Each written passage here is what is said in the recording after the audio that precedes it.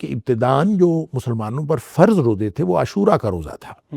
ٹھیک ہے. اچھا، اس سے پہلے اور کوئی روزہ نہیں تھا. جب ہم قرآن میں بھی دیکھتے ہیں تو ایک سیکوینس میں ہمیں سورہ بقرہ میں جہاں روزوں کی فرضیت کی بات ہے تو اس سیکوینس میں پہلے روزوں کی فرضیت کی بات ہوئی اور ساتھ کہا کہ جو روزہ رکھنا چاہے وہ رکھ لے، نہ رکھنا چاہے تو وہ فدیہ دے دے. ٹھیک ہے. رکھ لینا زیادہ بہتر ہے. پھر اس کے بعد فرمایا فمن شاہد منکم الشہر فلیصم. اچھا، وہ والے روزے جو اب ہم جب اس کو دیکھتے ہیں تو ہمیں ایک ہی طرح دیکھ لیتے ہیں، شاید یہ سارے پہلا حکم بھی رمضان کے روزوں کے بارے میں ہے، دوسرا حکم بھی رمضان کے روزوں کے بارے میں ہے کہ پہلے اس حکم میں تھوڑی سی تخفیف تھی، اب وہ تخفیف ختم ہو گئی. ایسا نہیں ہے. وہ روزے جو تھے وہ عاشورہ کا روزہ تھا. ٹھیک ہے. اور وہی تھا، اور اس کے بارے میں بہت ساری احادیث میں آتا ہے کہ صحابہ کرام کہتے ہیں اپنے بچوں کو بھی رکھوا دیتے تھے اور بچے جو ہے وہ روز یعنی ٹریننگ کے لیے ایک روزہ تھا. اب نبی کریم صلی اللہ علیہ وسلم نے جب آپ مدینہ منورہ تشریف لائے تھے، اس روزے کی فرضیت کی بات ہو رہی، اس روزے کی ابتدا کی بات ہو رہی. ٹھیک ہے. کہ آپ جب مدینہ طیبہ تشریف لائے تھے تو آپ کو بتایا گیا کہ لوگ جو ہیں وہ روزہ رکھتے ہیں، یہودی خاص طور پر وہ روزہ رکھتے ہیں 10 محرم کا، عاشورے کا روزہ کا. تو نبی پاک صلی اللہ علیہ وسلم نے پوچھا یہ کیوں روزہ رکھتے ہیں؟ پوچھا گیا تو انہوں نے بتایا کہ ہم اس لیے روزہ رکھتے ہیں کہ اس دن اللہ تعالیٰ نے موسیٰ علیہ السلام کو فرعون سے نجات دی تھی. ٹھیک ہے. اور فرعون جو ہے وہ غرق ہوا تھا، تو یہ اس لیے ہم روزہ رکھتے ہیں. صحیح.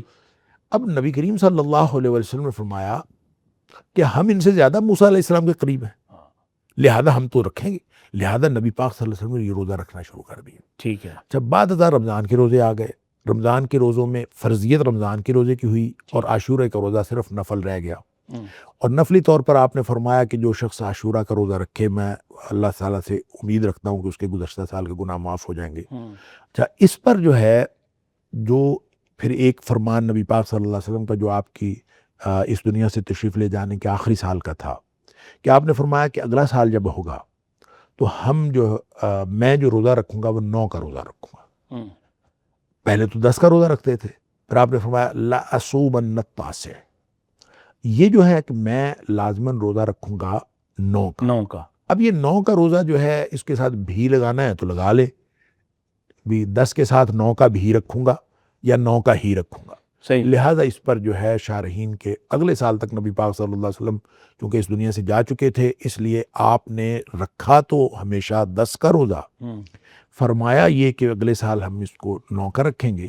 تو اس لیے اس کی تشریح میں محدثین کا خیال یہ ہے، تینوں موقف موجود ہیں. ایک موقف تو یہ ہے کہ 9 کا بھی رکھنا ہے اور 10 کا بھی رکھنا ہے. ٹھیک ہے. ایک موقف یہ ہے کہ 10 کی بجائے 9 کا رکھنا ہے، صرف 9 کا رکھنا ہے.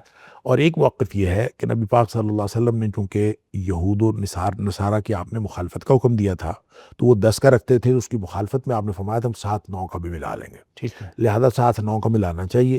10 کا ہی اصل روزہ 10 کا ہے، اس کے ساتھ 9 کا ملانا چاہیے نبی پاک صلی اللہ علیہ وسلم کے فرمان کی وجہ سے. اور اگر کسی سے رہ جائے کسی وجہ سے وہ 9 کا روزہ نہ رکھ سکے تو وہ 10 کے ساتھ 11ویں کا ملا لے. ٹھیک ہے. تو 10 اور 11 کا رکھ لے. اس طرح سے نبی پاک صلی اللہ علیہ وسلم کی سنت پر عمل بھی ہو جائے گا اور یہود و نصارہ کی مخالفت بھی ہو جائے گی.